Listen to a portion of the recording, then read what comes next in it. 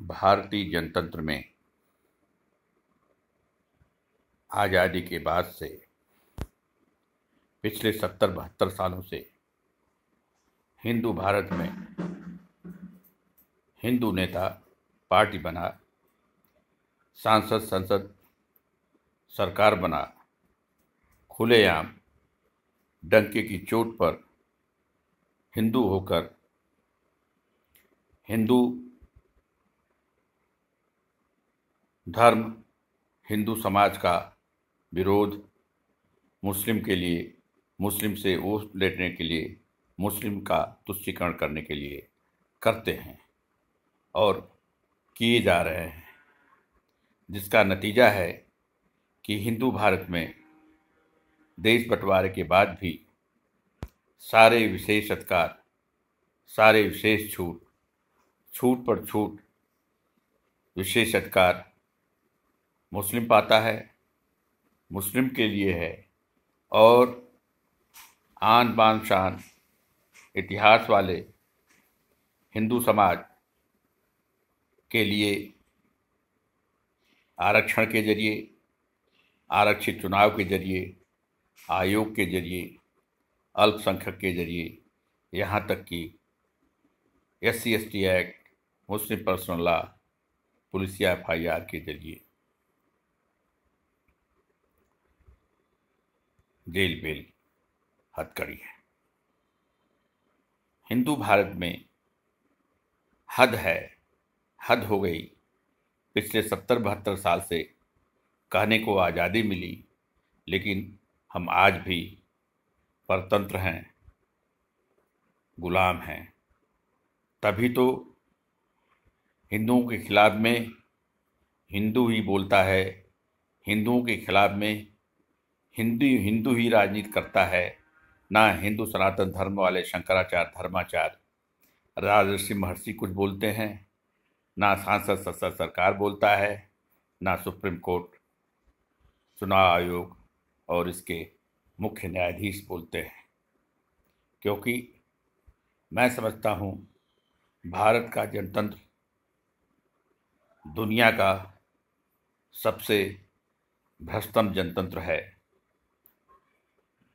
छोटी सी नौकरी के लिए भी शिक्षा, शिक्षक, शिक्षार्थी, परीक्षार्थी अनिवार्य है, लेकिन भारतीय जनतंत्र में नेता पार्टी बना, सांसद, विधायक, मंत्री, यहाँ तक कि मुख्यमंत्री, प्रधानमंत्री बनने के लिए न शिक्षा है, न शिक्षक है, न शिक्षार्थी है, ना परीक्षार्थी है, बल्कि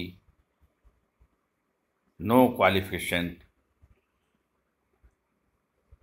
और नो क्वालिफिकेशन है। फिर सवाल उठता है कि आदमी शिक्षा, योग्यता, प्रतिभा ग्रहण किस लिए करता है। तभी तो आज सुप्रीम कोर्ट के SC/ST एक्ट के निर्णय पर ये सांसद संसद में बैठ सरकार बना, मेजे थपथपा करके उससे भी खराब, उससे भी कड़ा न्यू SC/ST एक्ट लाते हैं और अकारण निर्दोष को केवल दलितों से वोट लेने के लिए, दलितों को खुश करने के लिए जेल बेल हथकड़ी देते हैं। आज हिंदू भारत में ग्रामीण में अकारण अगड़ा समाज के लोग दलितों के कारण, दलितों के लिए दिए गए न्यू SC/ST एक्ट के कारण जेल ले रहे हैं, हथकड़ी ले रहे हैं और बेल भी नहीं पा रहे हैं। हद देखिए, 420 की पराकाष्ठा देखिए कि दलितों का मुकदमा सरकार लड़ती है और जो दलितों का अकारण इनकी झूठी शिकायत पर जेल बेल हथकड़ी लेकर जेल में हैं, उनका मुकदमा उन्हें खुद लड़ना है। और हद देखिए कि निर्णय कम से कम 1 साल बाद आना है। सवाल उठता है कि ऐसे भारतीय जनतंत्र से, ऐसे नेता पार्टी, सांसद, विधायक, मंत्री, सरकार से हिंदू भारत को मिला क्या। आओ सोचे विचारें कि काहे हिंदू भारत में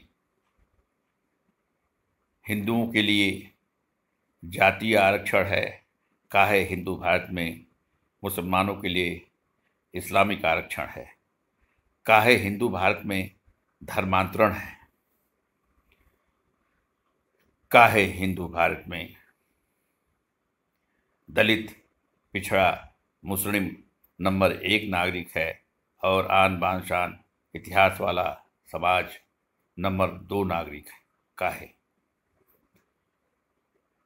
अंग्रेजों ने देश बांटा, भारत का बंटवारा किया और अपनी 420 बुद्धि के जरिए मुस्लिम पाक तो बनाया, लेकिन हिंदू भारत बनने नहीं दिया। नेहरू गांधी को आगे कर इसको सेकुलर बनाया। सेकुलर के आड़ में दलितों को आरक्षण दे करके, क्योंकि यह हिंदू की कमज़ोर कड़ी थी, सारे विशेष अधिकार, सारे विशेष छूट मुस्लिमों को दिया, जिसका नतीजा है कि आज हिंदू मुख्यमंत्री केजरीवाल, हिंदू मुख्यमंत्री उद्धव ठाकरे, हिंदू मुख्यमंत्री ममता बनर्जी, हिंदू मुख्यमंत्री लालू मुलायम, अखिलेश जैसे लोग खुलेआम मुस्लिम तुष्टीकरण करते हैं, खुलेआम हिंदू के सरकारी धन से कब्रिस्तान, मस्जिद, मकबरा बनाते हैं और इतना नहीं, हज सब्सिडी देते हैं। हद देखिए कि आज मुस्लिम के पास सारे विशेष छूट, सारे विशेष अधिकार है, यहाँ तक कि उर्दू, कुरान, मदरसा के जरिए परीक्षार्थी एग्जामिनर बन यूपीएससी में आईएएस, आईपीएस जिहादी मानसिकता वाले मुस्लिम बनाए जा रहे हैं। और हिंदू को ये सत्ता में आ लात मार रहे हैं, काहे?